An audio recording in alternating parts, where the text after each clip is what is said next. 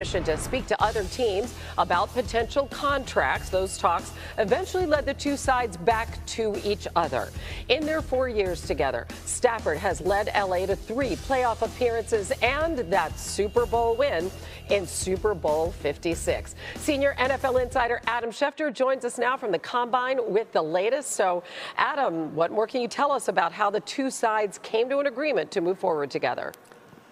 Well, Hannah, this is a long-running saga that's been going on in recent weeks. And once the Rams gave Matthew Stafford permission to solicit offers from other teams, he went out and found there was more money in the market. The Raiders were interested. The Giants were interested. The Steelers were interested. Other teams were interested. But ultimately, in the end, when push came to shove and other teams at various points came close to trying to entice the Rams into making a trade, ultimately, Matthew Stafford didn't want to leave Los Angeles, and the Rams didn't want him to leave Los Angeles. And both sides decided that they were better off sticking with each other than going their separate ways. So ultimately, they agreed to that restructured deal. Matthew Stafford arrived in the Rams facility at about 6:30 a.m. Pacific Coast time, 9:30 Eastern. They went into meetings all day and agreed to move forward despite any of the talks that have occurred with other teams, any trade proposals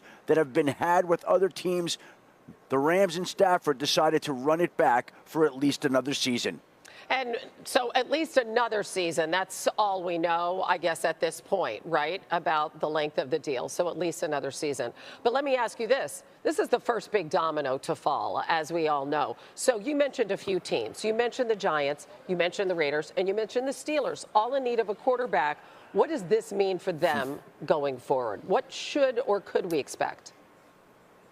Well, Hannah, I think everybody was waiting to see what would happen with this particular situation and how the Matthew Stafford situation played out. Now that he's back with the Rams, other teams can do what they need. Every one of them was waiting to see if there was a chance they would get Matthew Stafford. Now that the Raiders haven't, they can pursue other avenues, including potentially maybe Russell Wilson. The Giants are going to explore other veteran quarterback options that include Aaron Rodgers staying in the New York area. The Pittsburgh Steelers have been talking to Russell Wilson and Justin Fields all along. So now that we know that Matthew Stafford is staying with the Rams, these other teams can go ahead and start making their quarterback plans. But everybody was waiting for the Matthew Stafford domino to fall. Now that it's fallen, these other teams' quarterback offseason activities will begin to pick up. Aaron Rodgers staying in the New York area. Just can't imagine the frenzy of following that story. But Matthew Stafford, we know, at least one more year in L.A. They certainly would have been a worse team, regardless of anything, had he walked out the door. Adam Schefter, thank you. Hey, Hannah, since the Rams traded for Matthew Stafford ahead of the 2021 season, he has been among the elite quarterbacks in the league, ranking in the top 10 in QBR, touchdowns, and yards per attempt.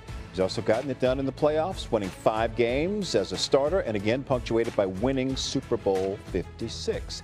Mike Tannenbaum joining us now to break down the news. Mike, as a former GM, what do you think of the move? It's an absolute no-brainer. This is an absolute marriage of convenience for both sides. They were 20 yards away from being the Philadelphia Eagles last year.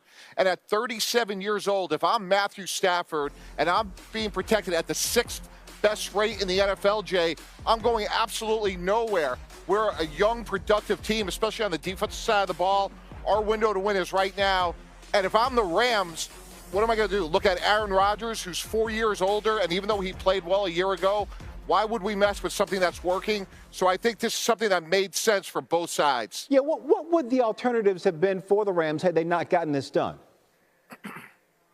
Yeah, Jay, you're in a win-now mode with this team, so I think Aaron Rodgers had to go to the top of that list. And if I'm Sean McVay and Les Snead, Jay, I'm saying I got Matthew Stafford at 37, who's playing really good football, and I got Aaron Rodgers, who at the end of the season is going to be 42 years old, who just doesn't move nearly as well. So when I look at Stafford and Rodgers back-to-back, this is a no-brainer for the Rams. Look, they had to bump up his salary, which he deserved.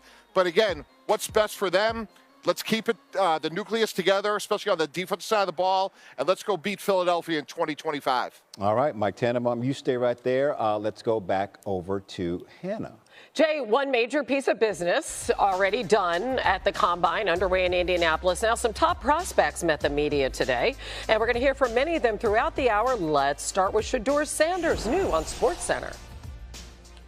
I'm the most guaranteed person you could take because I have done it. You know, it's like a stock. You see the stock, going up, you're like, okay. I see what it's done, so might as well I'm investing to it. So I'm the best stock you could get. I love it. And then is there a team so far that's been your favorite that you've met with? Nah, not really. They're all different, and they're all, like, really funny at the same time. They all different. They all funny because they always ask, how you going to feel when Dad's not your coach? It's like, good. Now it'll be a little bit easier Dad's not the coach. Certainly has his dad's personality. As Jordan Reed and Mike Tannenbaum is back with us live from the Combine. Jordan, let me start with you because obviously Shedeur is not throwing tomorrow. So for these teams looking for a quarterback at the top of the draft, we were just talking about the Giants, the Raiders. They have picks 3 and 6 respectively. What would they get from Sanders in particular? Well, they're getting somebody that's extremely polished from the pocket, and that's where he specializes in. We're talking about somebody that had a 74% completion percentage last season, which was the best in the FBS. But the ball placement and the accuracy that Shedeur plays with, that is over-redeeming quality. He's going to give you somebody that's an experienced leader. And you have to remember, he changed and turned around every program that he's been at, which is something that he talked about today, whether it was at Jackson State, at Colorado. He was able to have a profound impact at both of those programs. So I look for him to be a leader, but his game revolves around his accuracy and his ball placement. So, Mike, given everything that we've just heard, Jordan's assessment and your own, what do you think is the best NFL fit for him?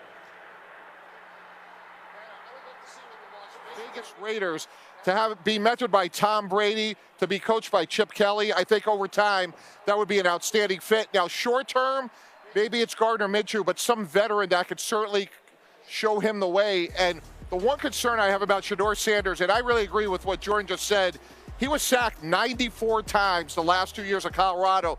Now, in part, they had a terrible offensive line, but if he got sacked 94 times at this level, he would not last very long. So if he didn't play right away, that would give him a chance to get a little bit stronger, a little bit more durable, but he has compelling upside and long-term. To be coached by Pete Carroll, mentored by Tom Brady, that's an ideal fit for Shedeur Sanders. Real quickly, how good is that offensive line, do you think, right now in Vegas, or does it need some work? Yeah, Hannah, it's a great point. It's a work in progress. They got a couple of pieces, but they're going to need to play better. And offensively, Brock Bowers is the one foundational piece they have. They need to add a few more pieces to a good young quarterback. Hard to put those good offensive lines Absolute together. Marriage, to make such a convenience for both sides. They were 20 yards away from being the Philadelphia Eagles last year. And at 37 years old, if I'm Matthew Stafford and I'm being protected at the 6th best rate in the NFL, Jay, I'm going absolutely nowhere. We're a young, productive team, especially on the defensive side of the ball. Our window to win is right now.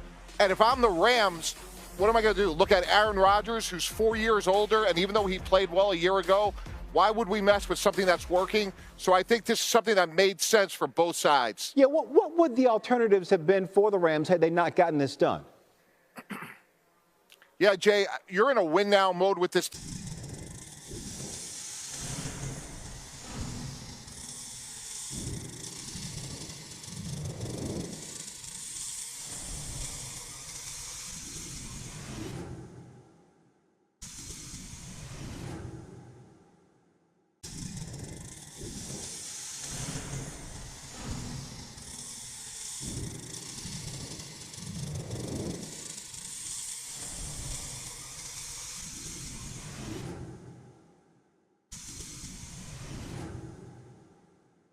In a pivotal moment for the Los Angeles Rams and quarterback Matthew Stafford, both parties have come to terms on a restructured deal, ensuring the veteran signal caller remains in L.A. for at least another season.